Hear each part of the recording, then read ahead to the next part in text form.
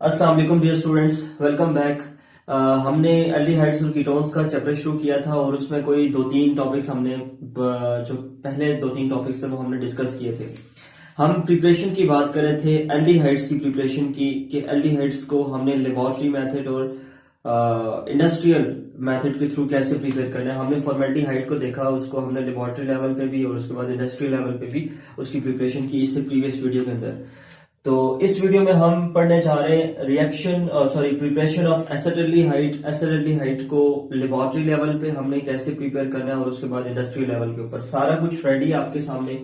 हमें जस्ट इस डायग्राम को समझना है तो हमें पता चल जाएगा भाई कि कौन सा एग्जैक्ट तरीकाकार है जिसके थ्रू हम एसिटाल्डिहाइड की लेबोरेटरी लेवल के ऊपर प्रिपरेशन करते हैं। अच्छा, ये जो आपके सामने मैंने ये एक डायग्राम सी बनाई है, इसको बोलते हैं राउंड बॉटम फ्लास्क। देखें ये राउंड है तो इस वजह से इसको बोलते हैं राउंड बॉटम फ्लास्क। आपने एक राउंड बॉटम फ्लास्क लेनी है, ठीक है। सबसे पहले ये करना है, राउंड बॉटम फ्लास्क के अंदर आपने डाइल्यूट सल्फ्यूरिक एसिड डाल देना है, ठीक है। जिस वक्त आप डाइल्यूट सल्फ्यूरिक एसिड इसके अंदर डाल देंगे तो दूसरे नंबर पे आपने एक और इंस्ट्रूमेंट लेना है। इसको क्या बोलते हैं? इसको बोलते हैं थिस्टल फनल बोलते हैं इसको, ठीक है जी। थिस्टल फनल इसको बोलते हैं।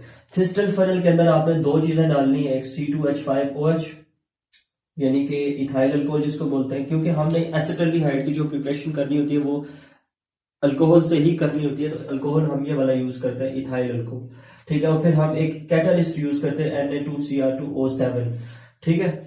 तो अब क्या होगा, इस थिस्टल फनल के अंदर इथाइल अल्कोहल और उसके बाद सोडियम डाइक्रोमेट सोल्यूशन हमने मिक्सअप कर दिया। जरा मैं अगर इसकी इक्वेशन लिखूं आपके सामने तो इक्वेशन कुछ इस तरह से बनेगी C2H5OH, ठीक है जी। अब हमने क्या करना है, इस C2H5OH की करनी है ऑक्सीडेशन। ऑक्सीडेशन ये कर लीजिए और ये किस में कन्वर्ट होगा?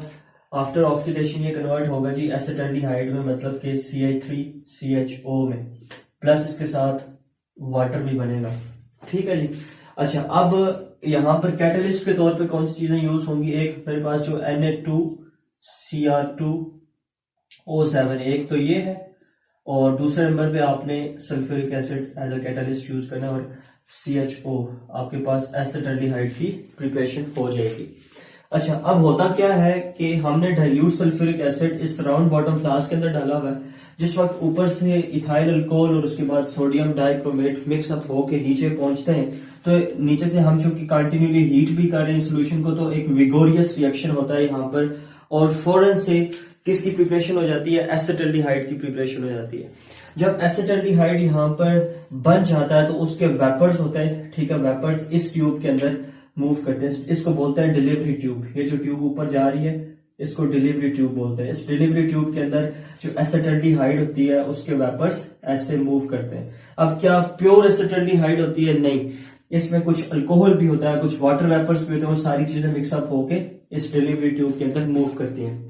अब यहाँ पर हमने एक एक्स्ट्रा इसके ऊपर एक ट्यूब लगाई हुई है, ठीक है जी। अब इस ट्यूब को लगाने का क्या मकसद है? आप यहाँ पर जरा गौर से देखें, यहाँ पर लिखा हुआ है वाटर इन। इस ट्यूब में एक इनलेट मौजूद है जहां से वाटर यहां से इन हो सकता है, इसके अंदर जा सकता है, ठीक है। इसका दूसरे पोर्शन के ऊपर आप अगर देखें तो लिखा हुआ है वाटर आउट, ठीक है जी। एक आउटलेट मौजूद है, जब हम इसको खोलते हैं तो यहां से वाटर आउट जा सकता है। अब होता क्या है कि इधर से हम जो अब यहाँ पर वाटर कौन से, हम कोल्ड वाटर यूज करते हैं। देखें पीछे से ये जो है ये एसिटाल्डिहाइड के वेपर्स हैं, CH3CHO के वेपर्स हैं, ये ऊपर बन के जा रहे हैं। अब ये हाईली हीटेड वेपर्स हैं, ठीक है जी। अब हमें ये खदशा होता है कि अगर ये हीटेड वेपर्स हैं तो शायद ये इनकी फर्दर ऑक्सीडेशन हो जाए और ये किस में कन्वर्ट हो जाए?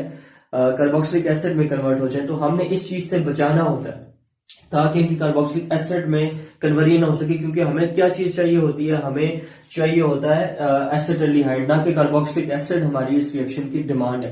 तो इस वजह से हमने इन हाईली हीटेड वेपर्स को जब हम इस डिलीवरी ट्यूब से गुजार रहे होते हैं तो हम जो ठंडा पानी है, कोल्ड वाटर है, वो अप्लाई करते हैं, ठीक है जी।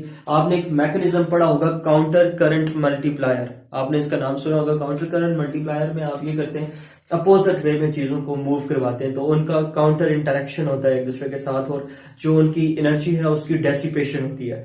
ठीक है, तो ये प्रोसेस हम इस वजह से यहाँ पर यूज करें। इस तरफ से पानी इधर जा रहा है, और आप अगर देखें तो एसिटाल्डिहाइड के जो वेपर्स हैं वो इधर अंदर की तरफ इस तरफ मूव कर रहे हैं, गर्म वेपर्स इस तरफ से मूव कर रहे हैं, ठंडा पानी इस तरफ से जा रहा है। तो ये इनके दरमियान जब इंटरेक्शन होगा, आल्दो कि ये ट्यूब के थ्रू ही हो रहा है, लेकिन ये है कि इनकी जो गर्म हमारे पास एसिटाल्डिहाइड के वेपर्स होते हैं, हाईली हीटेड वेपर्स होते हैं, उनकी जो हीट एनर्जी होती है वो डेसिपेट हो जाती है।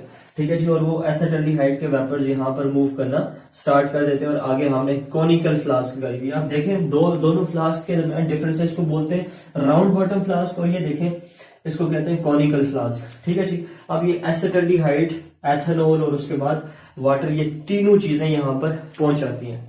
ठीक है, क्या ये एसिटाल्डिहाइड प्योर एसिटाल्डिहाइड नहीं, प्योर एसिटाल्डिहाइड नहीं है। वजह क्योंकि इसके साथ बाकी दो चीजें भी मौजूद है। हमने इनको सेपरेट आउट कैसे करना है।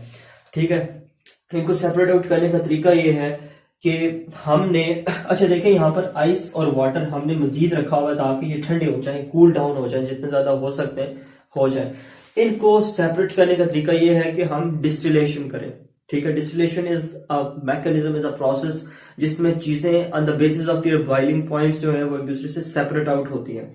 तो यहाँ पर हम इनकी बार बार रीडिस्टिलेशन करते जाएंगे, तो अल्टीमेटली हमारे पास जो फाइनल बचेगा वो होगा एसिटाल्डिहाइड। तो ये था लेबोरेटरी मेथड इसकी प्रिपरेशन के लिए, एसिटाल्डिहाइड की प्रिपरेशन के लिए। अगर आपका इस पूरे वीडियो में कोई भी किसी किस्म का कोई डाउट है तो आप कमेंट सेक्शन के अंदर जरूर मुझे पूछें। और दूसरे नंबर पे इस वीडियो की डिस्क्रिप्शन में आपको लास्ट के ऊपर जाके आपको मेरे फेसबुक पेज और इंस्टाग्राम का लिंक मिलेगा, तो काइंडली मुझे वहां पर भी जरूर फॉलो करें। हम मिलते हैं अगली वीडियो में। आप अपना बहुत सारा ख्याल रखें। शुक्रिया।